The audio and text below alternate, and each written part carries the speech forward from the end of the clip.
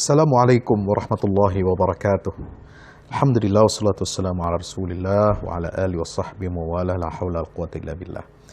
Sahabat tafsir Quran yang dirahmati Allah subhanahu wa ta'ala, sapa pagi kita kali ini adalah masih berkenaan dengan akhlak ya, kita sebagai muslim terhadap Rasulullah SAW.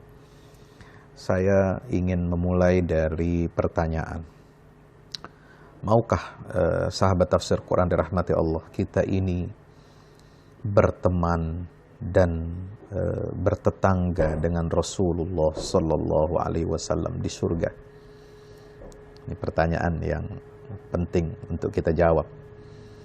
Kalau berteman, bertetangga dengan orang saleh di dunia, itu sudah merupakan satu nikmat karunia besar dari Allah. Ya, tetapi karena kita tidak pernah mengalami Rasulullah SAW hidup di tengah-tengah kita, tidak pernah berjumpa dengan beliau, kita hanya ya mengenal Rasulullah melalui kalamullah, kitabullah, Al-Quran, dan juga melalui sunnah Rasulullah yang ditulis, dikodifikasi, dihafal oleh para ulama kita dari generasi ke generasi. Ya, semua peri kehidupan Nabi SAW itu lengkap ditulis oleh para ahli hadis, ya, bersumber dari sahabat, dari istri Rasulullah, dari keluarganya Rasulullah Sallallahu Alaihi Wasallam. Semua urusan dunia, ya, sampai urusan ibadah, akhlak, muamalah, urusan syariat, penegakan kehidupan berumah tangga, bermasyarakat, semua tertulis, termaktub lengkap dalam khazanah sunnah Nabi kita Muhammad SAW. Begitu luar biasa pemimpin yang bernama Muhammad ibni Abdillah, Rasulullah Muhammad Sallallahu Alaihi Wasallam ini. Ya, semua tindakannya, ucapannya didokumentasikan oleh murid-muridnya, oleh sahabat-sahabatnya, diceritakan dari generasi ke generasi, dari yang terkecil sampai yang terbesar, tidak luput untuk apa? Menjadi uswatun hasanah, menjadi contoh teladan yang sempurna dan paripurna buat kita semuanya. Untuk menjalankan hidup, kita perlu cetak biru, blueprint. Kita perlu penjabaran bagaimana kita menjalankan Al-Quran. Ya, karena Al-Quran ini berisi prinsip-prinsip dasar, prinsip-prinsip umum.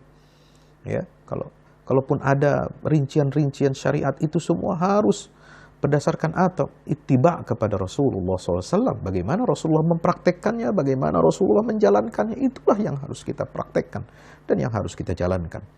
Maka itu berteman dan bertetangga dengan Rasulullah SAW adalah ya satu kenikmatan yang sangat sempurna yang akan Allah berikan kepada siapa?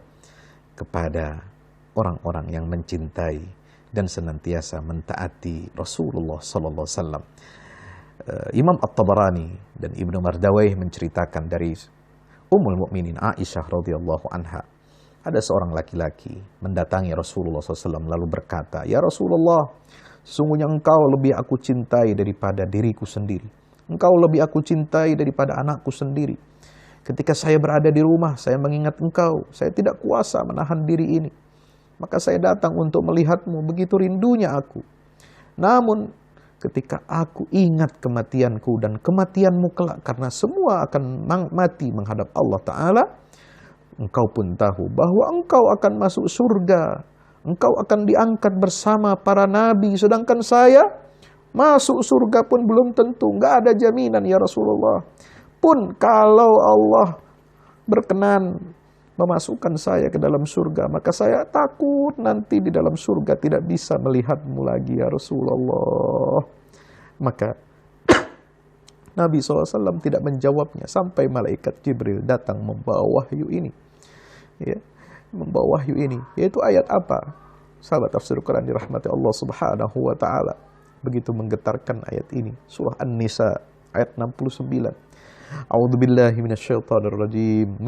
Wa man yuti'illaha war rasul fa ulaika ma'al ladzina an'ama Allahu 'alaihim minan nabiyyin was-siddiqin wasyuhada'i was-shalihin wa hasuna ulaika rafiqa wa hasuna ulaika rafiqa wa hasuna ulaika rafiqa.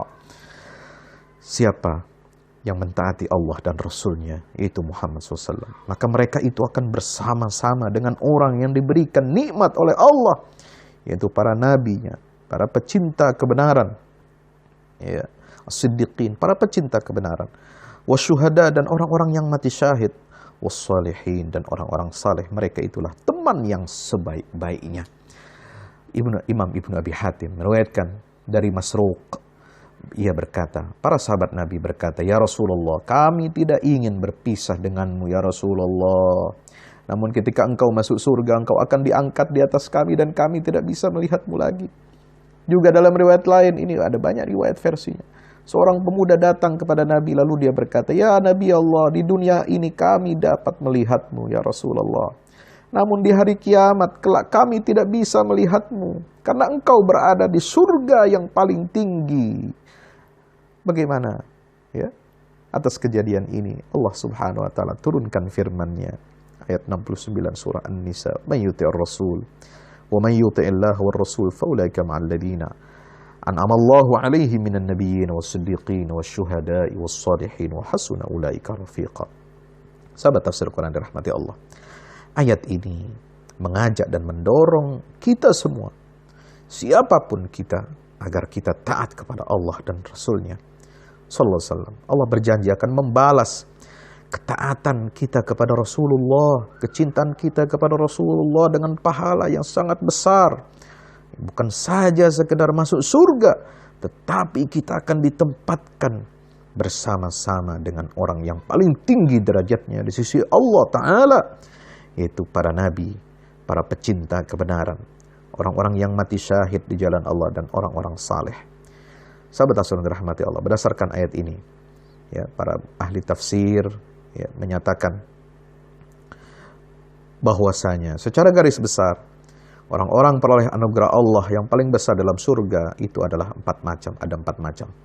Pertama, para rasul dan nabinya, mereka yang menerima wahyu dari Allah. Ini yang paling tinggi. Yang kedua, para siddiqin, orang-orang yang teguh keimanannya kepada kebenaran nabi dan rasul. Yang ketiga tingkatannya adalah para syuhada yang memiliki kriteria sebagai berikut. Ya, orang itu beriman, berjuang di jalan Allah, mati syahid dalam peperangan melawan orang kafir yang zalim. Yang kedua, orang yang menghabiskan usianya berjuang jalan Allah dengan harta dan dengan segala macam jalan yang dapat dilaksanakannya. Orang beriman yang mati ditimpa musibah atau teraniaya, seperti apa? Mati dalam keadaan dia bersalin, melahirkan anak, dia mati, dia mati syahid. Orang yang tenggelam, orang beriman tenggelam, ya, mati syahid. Orang beriman terbunuh dengan aniaya, dia mati syahid.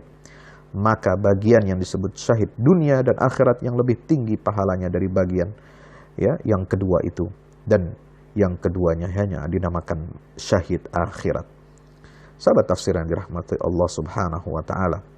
Yang keempat adalah tingkatan orang-orang saleh, as-salihin, yaitu orang-orang yang selalu beramal baik, yang bermanfaat untuk masyarakat umum, termasuk diri dan keluarganya, baik untuk kebahagiaan hidup dunia maupun kebahagiaan hidup akhirat, yang sesuai dengan ajaran Allah dan Rasul-Nya. Maka orang yang benar-benar taat kepada Allah dan Rasul-Nya sebagaimana yang tersebut di dalam ayat ini, mereka akan masuk surga dan ditempatkan bersama-sama dengan semua golongan yang 4 tadi itu. Mudah-mudahan kita termasuk salah satu dari 4 golongan yang akan diberikan nikmat oleh Allah di dalam surganya Allah Subhanahu wa ta'ala, ditempatkan di dalam surga, dan kita akan berjumpa dengan kekasih kita, kekasih hati baginda Rasulullah Muhammad sallallahu alaihi wasallam. Dengan cara apa? Ittiba kepada sunnahnya, mengikuti semua perintah dan ajarannya, dan tidak ya menyimpang, tidak berpaling dari sunnah-sunnahnya. Demikian, wallahu a'lam bishawab. Wassalamualaikum warahmatullahi wabarakatuh.